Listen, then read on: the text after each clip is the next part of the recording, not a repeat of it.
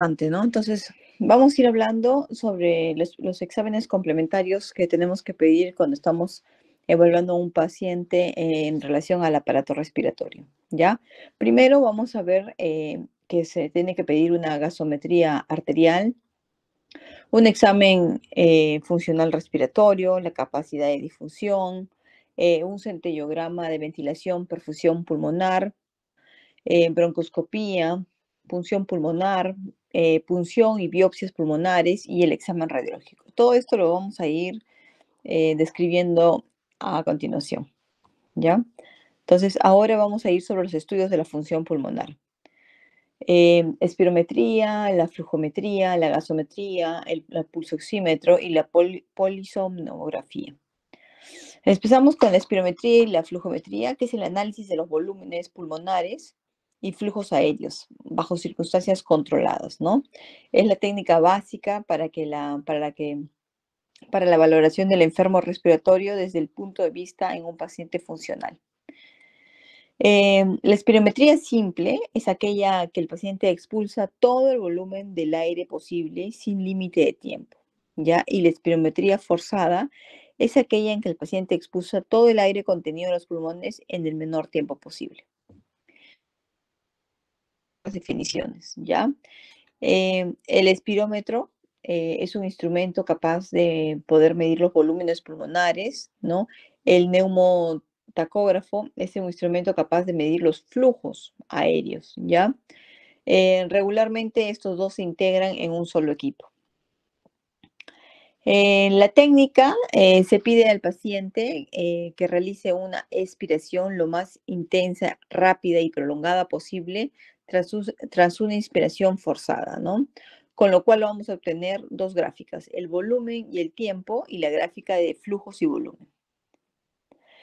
Al utilizar estos equipos se cumplen las normas de estandarización, ¿no? La metodología adecuada, el comienzo brusco y expulsión continua hasta alcanzar el flujo cero, ¿no? El tiempo de expiración que debe ser de 6 segundos como mínimo. No debe producirse la amputación al final de la expiración, o sea que no tiene que ser una expiración cortada muy rápido, ¿ya? Y son precisas dos maniobras para la variabilidad, ¿no? La FEV1, que tiene que ser menor del 5% o 200 mililitros. Bueno, acá estos son los parámetros espirométricos más importantes, ¿no? Los más usados, que son la capacidad vital forzada. ¿Me están escuchando? Sí, ¿no? Sí, doctora. Ya, se quedó. Ya, lo más importante que es la capacidad vital forzada, el volumen expiratorio forzado en el primer segundo, la relación del volumen expiratorio forzado en el primer segundo con la capacidad vital forzada, que eso se va a dar en porcentajes, el volumen expiratorio forzado a los 6 segundos, el flujo expiratorio máximo, que es muy importante, y los flujos expiratorios forzados, ¿no? Que pueden ser tanto un 25, un 50 o un 75%. Los resultados se van a expresar en forma numérica y gráfica, ¿no? Se consideran patológicos cuando se encuentran por debajo de los valores que se establecen como normales, ¿no? Tenemos acá la capacidad vital forzada y el volumen expiratorio forzado en el primer segundo del 80%, la capacidad vital forzada sobre el volumen expiratorio forzado en el primer segundo sobre la capacidad vital forzada entre el 70 y 85%, y el otro que sería los flujos forzados del 25, 75 o el 60%. Ya, ahora pasamos a la espirometría y la flujometría, ¿no? Tenemos que saber que hay dos patrones. Primero, el patrón restrictivo y la alteración obstructiva, ¿no? Acá tenemos bueno, les he puesto, esto sí va a ser pregunta de examen para que ustedes diferencien, ¿no? En una alteración restrictiva y una alteración obstructiva, ¿ya? La restrictiva se caracteriza por una disminución de la capacidad vital forzada y un aumento de la relación de la capacidad vital forzada con el volumen expiratorio forzado en el primer segundo, que tiene que ser más del 85%, y los flujos tienen que ser normales o ligeramente disminuidos, ¿ya? Al ladito tienen el patrón restrictivo, ¿no? Según sus parámetros y según el grado de alteración, si es ligero, moderado o severo, ¿ya? Eso sí es pregunta de examen, igual que la alteración obstructiva. En la alteración obstructiva corresponde a una reducción, ¿no?, de la desproporcionada del flujo aéreo máximo en relación al máximo volumen que puede ser desplazado desde el pulmón, ¿no? Los parámetros los tienen al costado y los grados de alteración según la relación de la capacidad vital forzada o el volumen expiratorio forzado en el primer segundo. Es muy importante también saber en quién está contraindicado estos estudios, ¿no? No está, está contraindicado en imposibilidad de realizar la maniobra correctamente, ¿no? En niños, en ancianos, en un estado físico o mental deteriorado, tuberculosis pulmonar activa, un angor reciente, una hemotórax reciente o un desprendimiento de retina o cirugía de cataratas recientes por la fuerza de la presión, ¿no? Hay otra prueba también importante que es la prueba broncodilatadora, ¿no?, que consiste en la realización de una segunda espirometría 15 minutos después de la inhalación de un broncodilatador beta-adrenérgico de acción rápida a dosis terapéuticas, ¿ya? Eso es muy importante que sepan. Y bueno, la gasometría arterial, que eso lo van a ver en el transcurso de toda su vida, ¿no? Ver el pH, ver si o es una acidosis, una alcalosis. ¿Ustedes ya han llevado eso o no,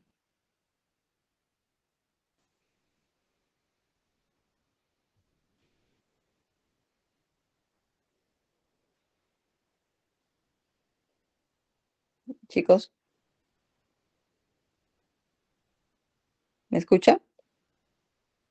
Sí, doctora. Sí, doctora. Les preguntaba, ¿ustedes ya han hecho gasometría arterial? Sí. Ya, entonces saben que es la técnica más importante de valorar el intercambio pulmonar de gases y el equilibrio ácido-base, ¿no?, de un paciente. Bueno, lo primero que tenemos que hacer nos va a permitir la evaluación de que el balance ácido-base del organismo y el intercambio gaseoso, ¿no? También nos va a permitir ver los electrolitos, ¿no? Este estudio es útil ¿para qué? Para diagnóstico y para seguimiento. En la gasometría arterial se realiza la punción de la arteria radial del hermano no dominante, la siguiente diapositiva, ¿no? Debe limpiarse la piel con alcohol, inyectar a nivel subcutáneo 0.3 milímetros de un anestésico local sin vasoconstrictor bueno, yo de verdad que la gasometría la hacemos sin anestesia, ¿no? Va de frente a la arteria radial. Se emplean jeringas para la práctica de la gasometría que son súper delgadas y hay que tener una anticoagulación de la muestra con heparina sódica, ¿no? La extracción no debe pasar más de 10 a 15 minutos. Los parámetros normales, eso también es pregunta de examen, como es la presión parcial de oxígeno mayor de 80 milímetros de mercurio, la presión parcial de dióxido de carbono entre 35 y 45 y el pH, lo normal, cuánto tiene que ser, ¿no? De 7.35 a 7.45. Y los resultados anormales que tenemos, según la presión de oxígeno menor de 80, una hipoxemia, mayor de 45, el CO2 hipercapnia, menor de 35, hipocapnia, el pH cuando es menor, acidosis cuando es mayor, alcalosis, la presión de CO2 mayor de 50, una insuficiencia respiratoria y menor de 60. La saturación arterial de la oxihemoglobina depende de la presión de oxígeno en grandes variaciones. En este le dan lugar a cambios pequeños en la saturación de oxígeno, ¿no? Acá hay una fórmula que ustedes mucho no la tienen que saber porque ya la máquina les va a dar, ¿no? La gradiente alveolo arterial de oxígeno.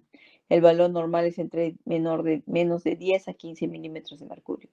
Los valores anormales mayor de 20 nos indica una enfermedad intrapulmonar que modifica el intercambio gaseoso y menor de 15 a 20 una insuficiencia respiratoria de origen extrapulmonar. Yo les puedo poner en el examen un caso clínico para que ustedes me digan si es un valor normal o un valor anormal según los valores que les estoy indicando acá, ¿no? Si tienen una enfermedad, ya sea como una enfermedad neuromuscular, que es uno de origen extrapulmonar, ¿cómo encontraríamos esos valores, no? Y según eso ustedes van a poder responder en el examen. La biometría hemática es el estudio de laboratorio que permite el análisis cuantitativo y morfológico de los elementos celulares de la sangre, ¿no? La serie roja, que son los eritrocitos, y la serie blanca, que son los leucocitos, y la serie plaquetaria, que son las plaquetas o los trombocitos. Bueno, acá tienen los valores normales, que eso depende tanto del sexo femenino como del sexo masculino. Bueno, es para que ustedes lo sepan, ¿no? Los eritrocitos, la hemoglobina, el hematocrito, el volumen corpuscular media. Otro estudio muy importante es también el esputo, ¿no? Saber cómo se tiene que pedir un esputo, cuál es la cantidad, es una cantidad abundante, muy abundante, ¿no? Abundante hablamos cuando es más de 500 mililitros por día, que puede ser una bronquitis crónica, una bronquiectasia, abscesos, gangrena. Muy abundante, más de 2 mililitros, más de 2000 mililitros por día, que ya se llamaría como una vómica, que se empieza en una empiema pleural por fístula, un asepsia sufrénico o hepático del árbol bronquial, y puede haber una disminución del esputo por una broncoplejía o dificultad en la expulsión. Bueno, estos también son valores normales que ustedes tienen que saber, ¿no? Los leucocitos totales, los neutrófilos, los linfocitos, los eosinófilos, los monocitos, los basófilos. ¿En qué entidades, eso también es importante que ustedes sepan, en qué entidades encontramos neutrofilia, ¿no? En infecciones bacterianas como abscesos, neumonías, eosinofilia en alergias, en el conocidísimo síndrome de Lofer, ¿no? El neumonías eosinofílicas crónicas, procesos paraneoplásicos, sarcoidosis, aspergilosis, vasculitis. Eso también es pregunta de examen a estos dos cuadros, ¿ya? Este cuadro. Linfocitosis en quienes encontramos en tuberculosis, en infecciones por citomegalovirus, Epstein-Barr, leucemia, linfopenia en pacientes con VIH, neoplasias pulmonares, tuberculosis, sarcoidosis, monocitosis en tuberculosis. El exudado faríngeo para ver faringitis estreptocócicas, ¿no? También es muy limitante porque puede haber un riesgo de infecciones de la contaminación oral, ¿no? En la siguiente diapositiva vamos a hablar del esputo, ¿no? El esputo también tenemos que saber que tiene diferentes características, ¿no? El color. Cuando son incoloros o mucosos, cuando son amarillos provenientes de pus, amarillos verdosos transparentes, pueden ser bilis por fístulas hepatobronquiales, verdosos azulados por hongos o gérmenes piociánicos, rosados por un edema pulmonar, rojizos que son hemoptisis, rumbrosos neumonías, pardo oscuro una cardiopatía crónica, gris necruzco neumoconiosis y sal de anchoas como un absceso mediano abierto. También es importante saber el olor, ¿no? Si es fétido,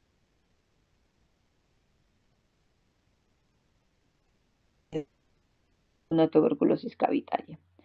Existe una prueba importante que es el PPD o la prueba tuberculínica, que ustedes también seguro se la han realizado al hacer su estudio en enfermería. No sé si es en ustedes enfermería donde tienen que realizar esta prueba, ¿no? O también conocida como la prueba de Malthouse. Consiste en la introducción de la tuberculina al organismo de la persona para conocer si ha sido infectado o no por el Mycobacterium tuberculosis, ¿no? La dosis que tiene que ser es 0.1 mililitros intradérmica, donde se tiene que aplicar es en el antebrazo izquierdo y el diámetro transverso de la induración es a las 72 horas. ¿En qué consiste en la prueba? ¿No? Ahí como vemos, el individuo puede llegar a infectarse de manera natural con la vacuna de la BCG y otros tipos de micobacterias no tuberculosas, ¿no? Y hay que medir los, en la técnica si hay una induración. Se recomienda utilizar qué producto para esta prueba, la de tuberculina, ¿no? ¿Cómo se aplica el PPD? Ahí como lo vemos, se aplica 1/10 de mililitro, ¿no? Por la vía intradérmica en la cara anteroexterna del antebrazo izquierdo, en la unión del tercio superior con el tercio medio. ¿En qué consiste esto, no? Cuando la tuberculina penetra la piel, una parte desaparece por la vía linfática, pero el resto permanece localizado y es fagocitado por los macrófagos. Esto produce una reacción inflamatoria leve o mediana intensidad. En las personas no sensibles, esta reacción desaparece pronto. En las personas sensibles, como les decía, se incrementa la reacción inflamatoria y aparece un eritema, un edema, una infiltración e induración en el sitio donde se aplicó. Ahora vamos a ir a la pulsometría, ¿no? Ustedes saben que por pulsometría podemos dar un montón de diagnósticos. Consiste en la técnica no invasiva para medir la saturación arterial de la óxihemoglobina, ¿no? Y también de la frecuencia cardíaca. El método utilizado en dos haces luminosos, uno rojo y otro infrarrojo, y los detectores de luz, ¿no? Lo que pasa a través del tejido que contenga sangre arterial, que es el reconocimiento y análisis de la sangre arterial. Esta va a ser ligada a la absorción de la luz roja, y la luz roja es comparada ya que no está sujeta a cambios por efecto de la saturación de oxígeno. Y es por eso que nosotros vamos a tener el pulso del paciente de la forma adecuada. Otro estudio que vamos a ver son los estudios de imagen, ¿no? Tenemos la radiografía, la tomografía y el ultrasonido, que es ustedes ya seguro, nosotros estamos tratando acá la parte más global, ¿no? Pero ustedes seguro en sus clases de radiología van a tocarlo más a fondo. En las patologías pulmonares, la enfermedad del parénquima pulmonar, las que producen un aumento patológico de la densidad pulmonar, ¿no? Las que producen una disminución anormal de la densidad pulmonar. Tenemos la atelectasia, ¿no? La atelectasia es obstructiva o por reabsorción. Pasiva, cuando, la siguiente diapositiva, por favor. Pasiva, cuando el tórax está ocupado por como neumotórax o un derrame pleural. La siguiente diapo, por favor.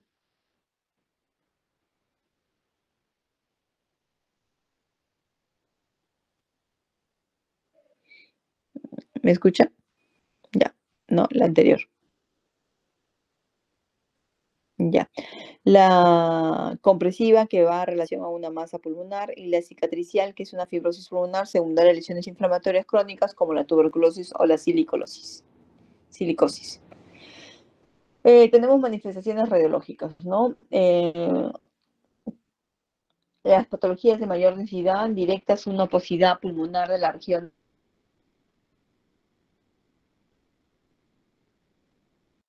lateral, elevación diafragmática, desplazamiento de los cilios, aproximación de costillas, hiperinsuflación compensadora de los lóbulos adyacentes. También tenemos patologías de patrón alveolar, que hay que saber cuáles son las agudas y cuáles son las crónicas. Eso también podría ser pregunta de examen, ¿no? Agudas, que tenemos el edema pulmonar, las neumonías de etiología no habitual, la hemorragia pulmonar, la aspiración, el distrés respiratorio del adulto. Y las crónicas, el cáncer bronquioalveolar, tuberculosis, sarcoidosis, linfoma y neumonitis. También tenemos manifestaciones radiológicas, ¿no? Márgenes mal definidos y borrosos, tendencia a la coalescencia, distribución lobal o cementaria, también vemos broncogramas aéreos, alveologramas aéreos, ¿no? Que son pequeñas imágenes radiolúcidas. También nódulos acinares, que es la opacidad elemental de la enfermedad del espacio aéreo, que son redondeadas y mal definidas. En las patologías de patrón intersticial tenemos la linear, ¿no? Que son opacidades lineales sobreañadidas al pulmón, como puede ser un edema pulmonar, infecciones virales, colagenosis, enfermedades granulomatosas, linfagitis carcinomatosa, asbestosis. También tenemos las nodulares, como vemos en la imagen, ¿no? Que son acúmulos de lesiones esféricas en el intersticio, micosis, sarcoidosis, neumoconiosis. Los nódulos y masas, que también podríamos estar pensando en algún problema oncológico, ¿no? Son lesiones redondeadas, ovales, menor de 4 centímetros de diámetro, de contorno cavitado, calcificado. Granuloma y el carcinoma broncogénico, ¿no? Benignos van a estar un contorno nítido y redondeado, y malignos un lobulado mal delimitados. El síndrome cavitario, espacio que contiene gas rodeado por una pared de más de 1 milímetro de espesor, que puede ser una bula, un quiste, un nódulo o un absceso, y la hiperclaridad, que se presenta, ¿no? Por enfisemas o bronquitis crónicas.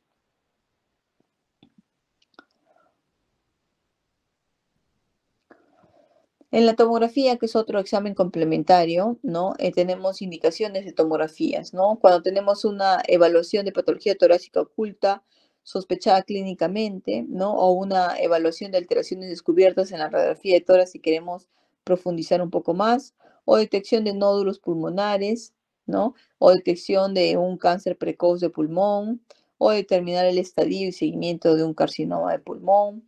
Evaluación de las anormalidades torácicas vasculares, o un enfisema o una tromboembolia pulmonar. También enfermedades pulmonares infiltrativas crónicas, enfermedades parenquimatosas pulmonar focal, enfermedad de la vía aérea focal o difusa, como son las bronquiectasias, y como ya habíamos dicho en los pacientes con inmunosupresión, la aspergilosis, ¿no? En la ecografía torácica, que es muy usada por los neumólogos para evaluar, ¿no?, los derrames pulmonares, patologías pulmonares como derrames, engrosamiento y tumores pleurales, también se usa una ecografía torácica, ¿no?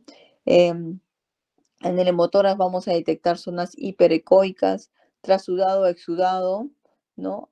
No solo es un método de diagnóstico, también es un método auxiliar de tratamiento, ¿no? Ya que podemos hacer por ecografía guiada, aspiración de derrames, colocación de tubos de drenaje pleural, punciones o biopsias de las masas pleurales. Los abscesos también se pueden ver por una ecografía hipoecoica, lesiones tumorales también sólidas, calcificaciones.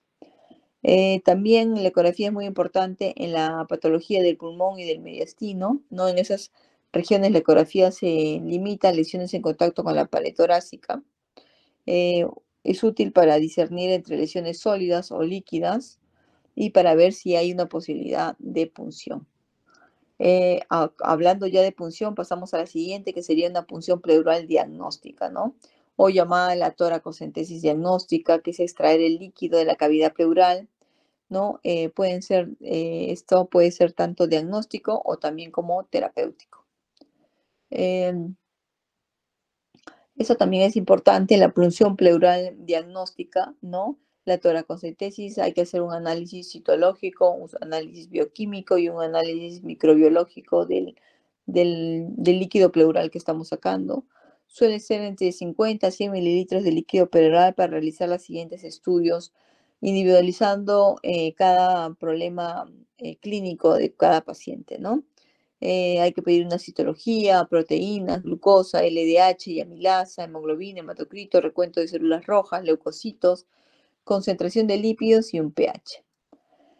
Esta es la forma en la que uno tiene que realizar una punción pleural diagnóstica, que ustedes la van a ver seguro en el paso de la carrera, cuando estén haciendo el internado, hasta cuando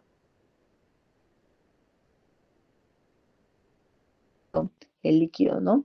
El paciente está sentado en el borde de una silla o en la cama con los brazos cruzados y apoyados, ¿no?, en la pierna y muslos en un ángulo de 90 grados, como observamos en la figura, ¿no? No hay que toser, no hay que inspirar profundo ni moverse, ¿no? Tiene que desinfectar la zona y aplicar anestesia local. Introducir el catéter con un sistema de aspirado, desinfectar la zona y colocar el apósito estéril. Tomar la placa de tórax para comprobar que no se haya dañado el pulmón es muy importante, ¿no? Para ver que el procedimiento ha sido bien. ¿Cuáles son los riesgos y complicaciones y las contraindicaciones? No presenta grandes dificultades y tiene una buena rentabilidad tanto diagnóstica como terapéutica. El mayor riesgo es la producción de un neumotórax, ¿no? Y pueden haber hemorragias, aunque no suelen ser importantes. Pero en quienes no podríamos hacer una punción pleural, eso también es muy importante que sepan, en pacientes que están con tratamiento anticoagulante, diátesis hemorrágica, ventilación mecánica, infecciones locales cutáneas, incapacidad del paciente para colaborar o derrames de pequeña cuantía. Otro examen importante es la broncoscopía, ¿no? Que también es otro examen que el neumólogo lo hace de forma rutinaria, ¿no? El procedimiento mediante el cual se introduce por la nariz o por la boca un tubo flexible que se llama el broncofibroscopio, ¿no? Que permite visualizar el árbol bronquial, así como la exploración y tomar la muestra de secreciones o tejidos para aproximarnos a un diagnóstico o a un agente etiológico importante. El procedimiento anestesia local, ¿no? Introducimos el broncoscopio, identificamos el bronquio y las estructuras y tomamos muestras mediante el aspirado o un lavado broncoalveolar o un cepillado bronquial o una punción transbronquial o una biopsia. Los riesgos, ¿no? A pesar de la adecuada realización de la técnica, pueden haber posibles riesgos: tos, fiebre, dolor local, náuseas, mareos, hemoptisis autolimitadas, hemorragia, hipertensión, neumotórax, depresión respiratoria. La biopsia pulmonar, como último, ¿no? Ya es el método quirúrgico utilizado para extraer una pequeña muestra del tejido pulmonar del paciente. La muestra debe ser suficiente, nos va así a esclarecer la etiología de lo que estamos buscando. Conocemos su topografía, su extensión y la gravedad para poder hacer un estadiaje clínico y también un estadiaje patológico de cualquier enfermedad, pensando en que sea una enfermedad oncológica. ¿ya? Entonces, bueno, esos son los exámenes complementarios en relación al aparato respiratorio. Lo más importante que ustedes tienen que saber, cuáles son obstructivos, cuáles son restrictivos, qué diferencias tenemos en la capacidad vital forzada, el volumen expiratorio forzado en el primer segundo, los parámetros, los grados de alteración de estos, bueno, las contraindicaciones y los riesgos de cada examen, ¿no? Es muy importante que ustedes lo sepan. Los resultados también normales, los resultados normales de la presión parcial de oxígeno, los resultados anormales del pH, qué es lo que produciría. Y como ya les dije, la gasometría arterial, sí, ¿qué estaría la gradiente alveolo arterial de oxígeno en tanto que sea un problema intrapulmonar o que sea un problema extrapulmonar, ¿no? Ya, eso también, alteración de los leucocitos en relación a las patologías de neumología, ¿no? En quienes imaginemos, como les había dicho, el síndrome de Lofer, la eosinofilia. Eso es muy importante, que ustedes vean a un paciente con sospecha de un síndrome de Lofer y le tomen un hemograma y vean su eosinofilia, ¿no? ¿Cómo decimos que es una prueba positiva en la reacción de PPD? También es importante que ustedes sepan. Y en relación a las indicaciones, aquí hay pacientes, es indicativo hacerles una ecografía torácica o una tomografía pulmonar. ¿Ya, chicos? Entonces, eso sería en relación a los exámenes complementarios lo más importante. ¿Alguna pregunta que tengan?